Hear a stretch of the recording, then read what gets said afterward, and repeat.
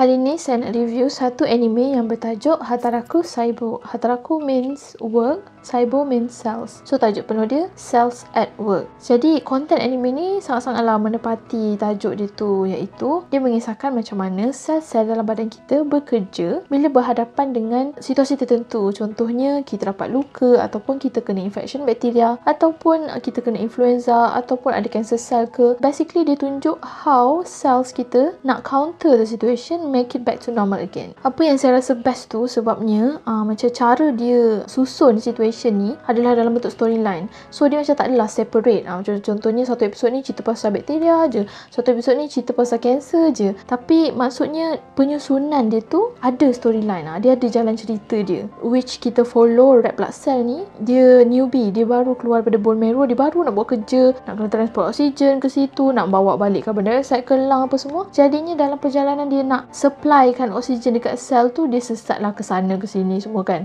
Okey, jadinya dalam perjalanan dia itulah dia jumpa macam-macam jenis sel dan berlakulah situation ni.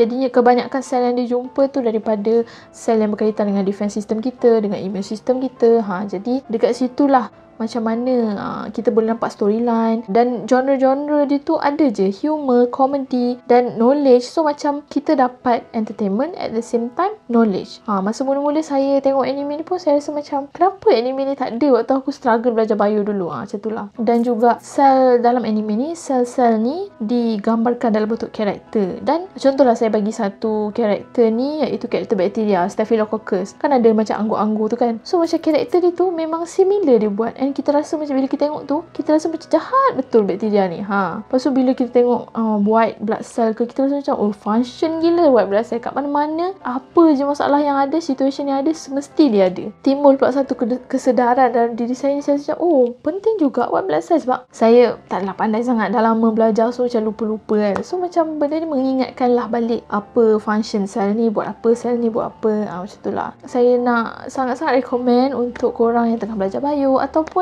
yang tak belajar bio pun, macam kalau nak tengok boleh je lah kita belajar sikit-sikit tentang sistem badan kita, macam mana dia work. Macam tu. Dekat YouTube pun ada few real doctors lah yang buat review, bukan review, yang buat reaction video terhadap anime ni. So pada saya itu benda yang macam sangat boleh dibanggakan lah, macam anime untuk ditonton oleh real doctors tu. Kita rasa macam dia macam ada satu remark lah kat situ untuk anime ni.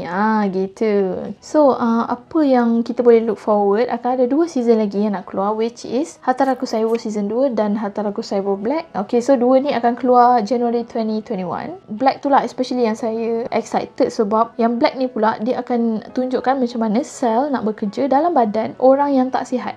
So saya rasa macam kalau tengok ni nanti mungkin kita akan ada awareness ataupun semangat lah nak amalkan gaya hidup sihat ke kan. Kalau kita tengok struggle-nya sel kita nak bekerja, contoh lah. Tapi saya excited untuk yang Black tu.